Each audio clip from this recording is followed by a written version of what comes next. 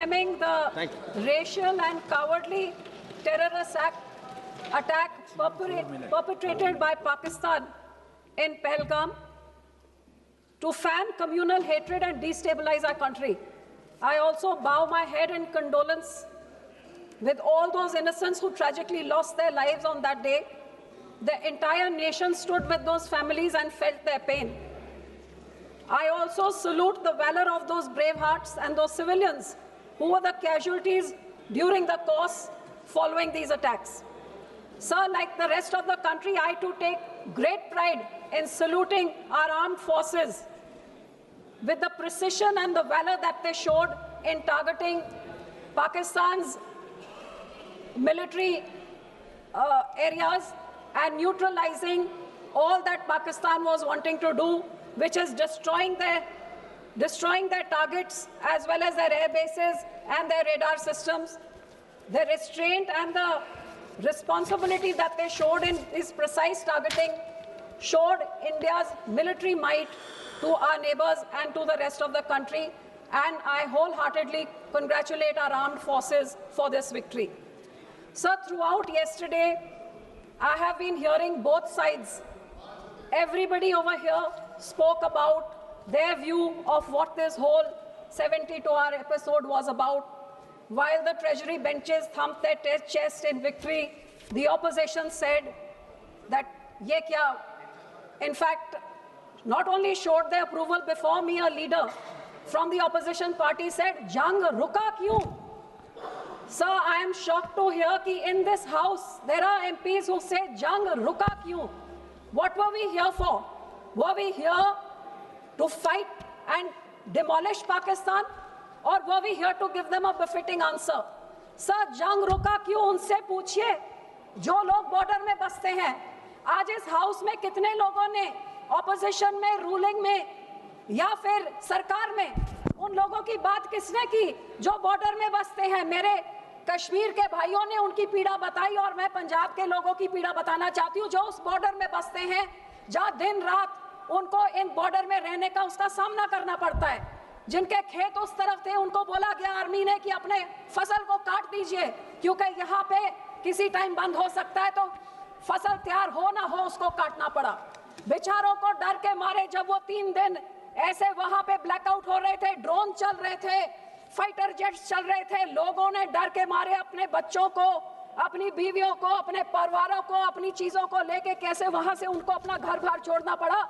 और पाकिस्तान वाले जैसे कश्मीर में लगातार पूंछ में जैसे होता है, उन लोगों से पूछिए, वो गरीब जो बॉर्डर में बैठते हैं और रोज इसको झेलते हैं, वो बॉर्डर के इलाकों के लोगों से पूछिए जो इसका निशाना बनते हैं, जिस करके बॉर्डर में कभी कोई डेवलपमेंट नहीं होती, हमेशा बैकवर्ड होती है क्योंकि वो देश की रक्षा के लिए सबसे आगे होती.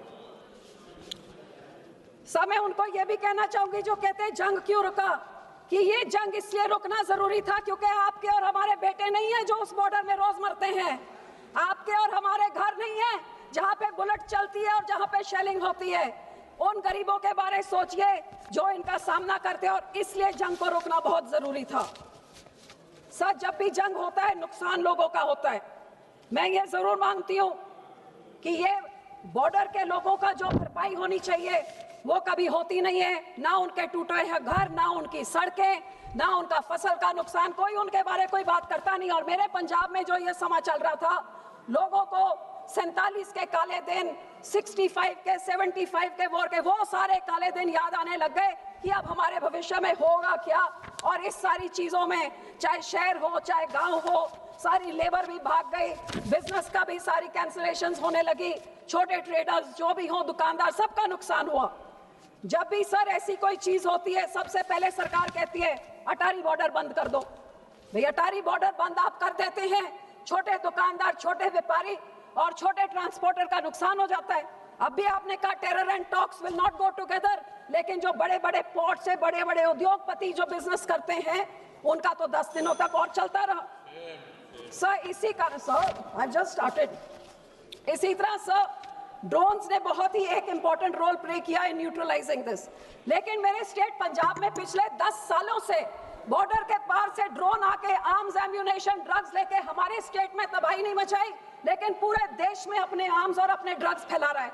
जे यही आर्म्ड फोर्सेस इस बार न्यूट्रलाइज कर सके, कुछ नुकसान ना होए, तो फिर 10 सालों से क्यों उन ड्रोन्स को नहीं रोका जा रहा है? आपको हैरानी होगी, पिछले 6 महीनों में ही इस साल के बीएसएफ ने 130 drone, 135 kilo narcotics and 79 weapon seize किए हैं। आप सोचिए कितने जो सीज नहीं हुए हैं और वो देश के कोने में जाके क्या हैवक क्रिएट कर रहे हैं। हमारे देश का लॉ एंड ऑर्डर का तो ये हाल हो गया है, daylight robbery, extortions, murders, gangsters are ruling Punjab and the police and the state administration has totally failed, be it singers, be it sportsmen, be it politicians.